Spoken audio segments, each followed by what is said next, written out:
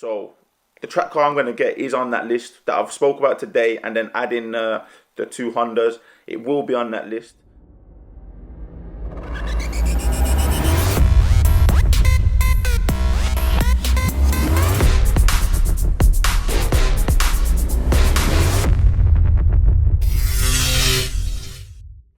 What you're saying, guys, it's Reece from Race Planet, and today I'm going to finish off talking about track cars and what track car that I'm looking to buy. Obviously, if you didn't watch the first video when I was discussing my plans, have a look up here. I'm going to put a link up here so you can watch that video. If you don't go and watch that video, basically I'm buying a track car for under 4K, but I haven't decided what I'm going to buy yet. In the first video we spoke about the Hondas, the EP3 and the FN2, and in this video now we're going to look at a few more of the cars. Okay, so the first car we're going to look at is going to be the Renault Clio. Now, speaking to a lot of people that do a lot of track days and have knowledge on track cars and track days, and also myself going to track days and always seeing loads of Clios there, and even my mate Jono, the one that I spoke about in the last video, the one that I drove. Clios are obviously a very good choice for track cars. They're light, they have decent power, 2-litre engines. There's a couple of different versions of Clios you can go for. I'm going to talk about that in a sec. They're light, they're cheap and cheerful. You can literally buy one, go to the track and have fun. You don't have to really do much. And if something goes wrong, it's very cheap to fix, unless it's an engine failure or something. Now, reliability, I'm unsure of, because I'm speaking to certain people. They say they swear by them, they say they're reliable, they drive them to the track, do what you want and you won't have any problems. But then other people I'm speaking to are saying, yeah, the reliability is a bit I don't know. So if you have a view on that, what's your experience driving Clios on the track? Are they reliable? Are they not reliable? Drop it down in the comment section. There's 3 different models of Clio that people normally use for track days. The first one is the 172, which is obviously comes with 172 bhp, the clue is in the title, and also weighs just over 1,000 kilograms or a ton, if you want to say that. Then the one up is going to be the 182, and again the title, the power is in the title. It's got 182 bhp and that weighs 1,100 kilograms. And then also the later shape, I think it's 2005 upwards, which is the 200. The clue is not in the title because I think that one's got 197 bhp, and that weighs 1,200 kilograms, but that's the slightly newer shape. Speaking to most people, they're all very similar.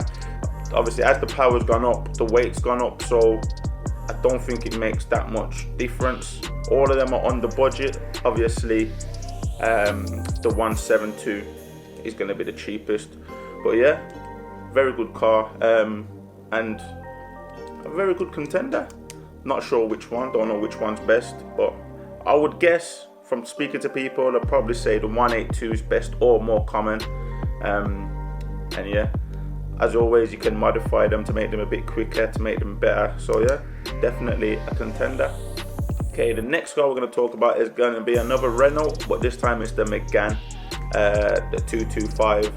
Now, these cars are renowned as being very good handling cars, and a lot of people that I've spoke to that have owned them have said on track they're unreal.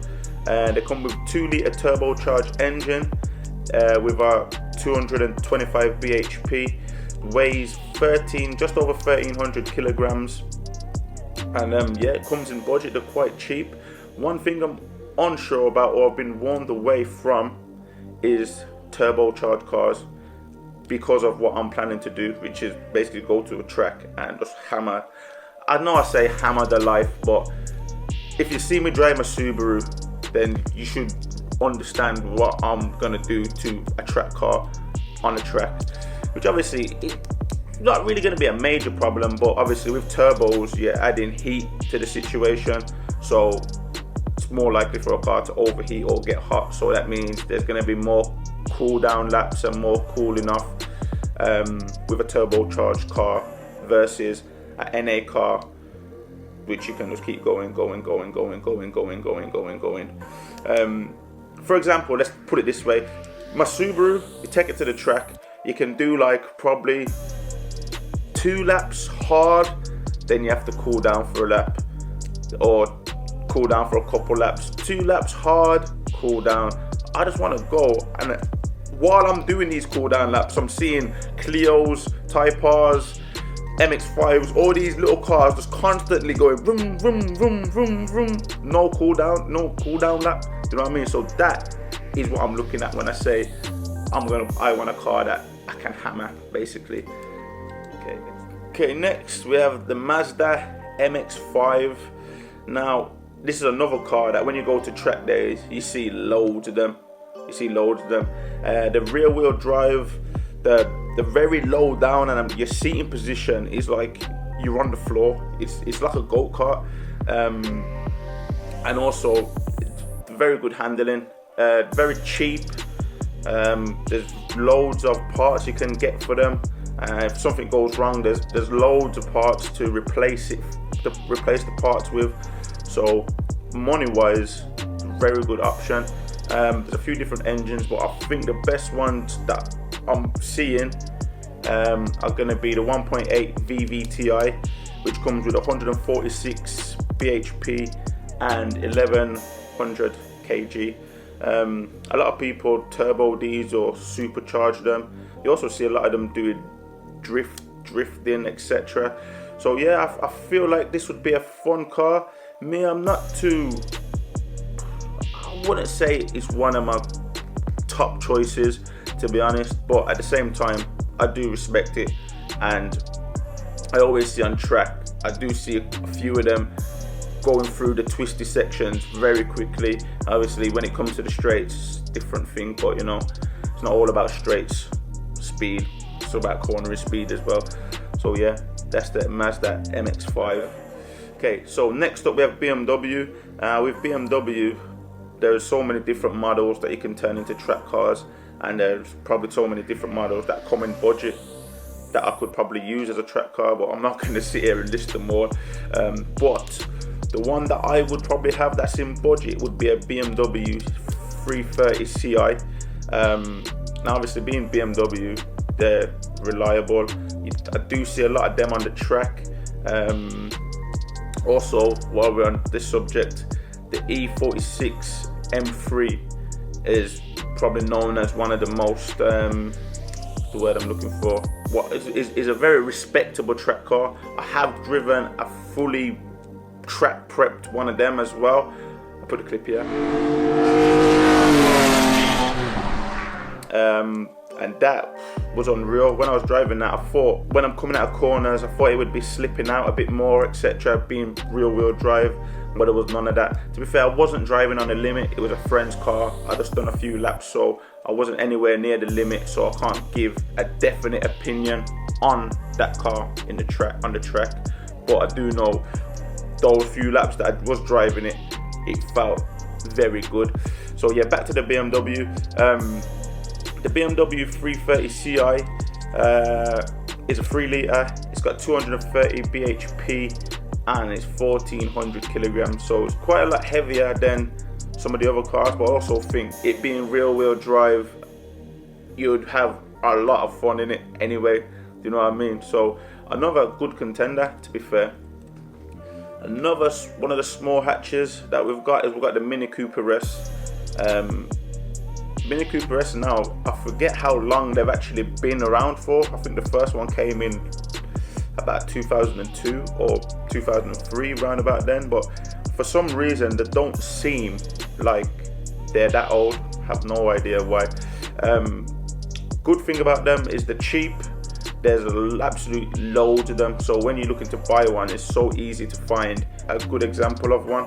And them being so many, their parts list must be high as well. I'm not too sure about reliability of these cars, but again, I do see a lot of them being used as track cars, so gotta be some reliability there. The 2003 model comes with 1.6 supercharged engine with 163 bhp, and that weighs 1140 kg. for some reason I feel like they would be heavier than that, but when you actually think about it, they're not very big, so they would be light in it. And then the later model, which is like 2008, comes with the same 1.6 supercharged engine, but it's got a bit more power, 175 bhp, but it weighs 1200 kg.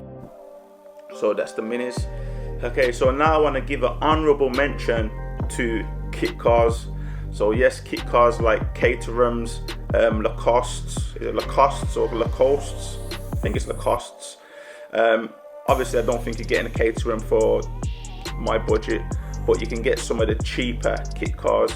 The reason why it's an honorable mention and not a real contender for me is simply I don't know enough about them.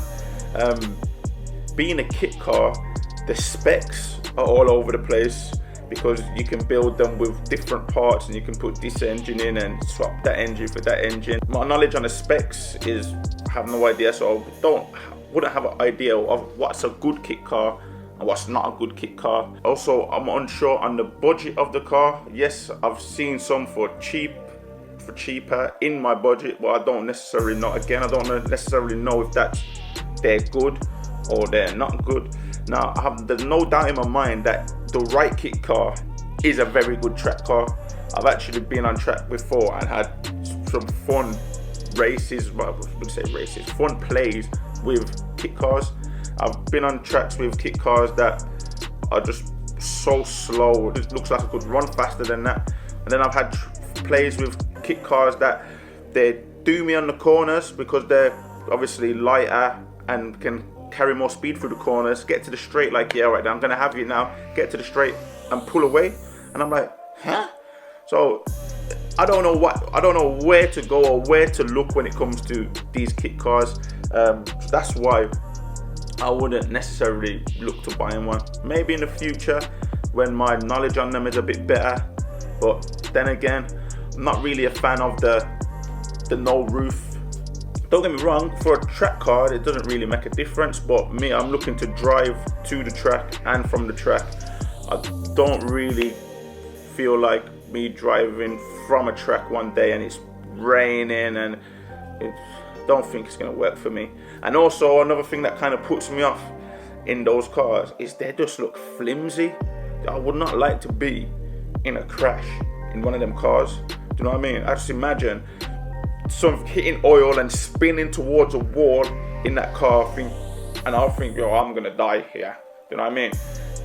Put me in a bloody Honda Civic or another car with a proper shell and I'm spinning towards the wall. I'm gonna think, oh, this is gonna hurt. Do you know what I mean? But yeah, I'm not dissing them. I just don't know enough about them for them to be a real contender for me. And there's loads more track cars that I haven't mentioned. I can't sit here and list them all. The ones that I've spoke about are realistically I'm gonna get. So the track car I'm gonna get is on that list that I've spoke about today, and then add in the two Hondas. It will be on that list. There's probably a toss up between two of them. Maybe, no, it's like maybe three, but they're two strong contenders for me. So yeah, the next video you see on this subject, I'm not doing any more videos now. It's enough talking. I've been talking for way too long already. You're probably bored of me talking. But the next video I do on this subject will be the unveiling of what track car I bought. Hopefully that's going to be in a few weeks if everything goes well. So yeah, next time I see ya talking about track cars, it will be unveiling my track car. Yeah. So yeah, as always, if you like this video, hit the like button. Leave a comment. That's what the comment section's there for. What information have I got wrong? I probably got something wrong in this video. If I have, drop it down in the comments. What would you choose out of those cars? So we've got the two Hondas, the EP3, FN2. We've got the Renault Clio with the 3 different models of them. We've got the Renault Megane, the MX5, the BMW 330 Ci, the Mini Cooper S. Or would you choose one of the kit cars? Now there's one of the subscribers that I know owns one of these kit cars, a very savage one. I bet you're going to be the one that puts down in the bottom kit car. I know it, I can see it happening, but it's cool. But yeah, and also, if you haven't already, hit that subscribe button and that notification bell. It's Race Planet. Peace!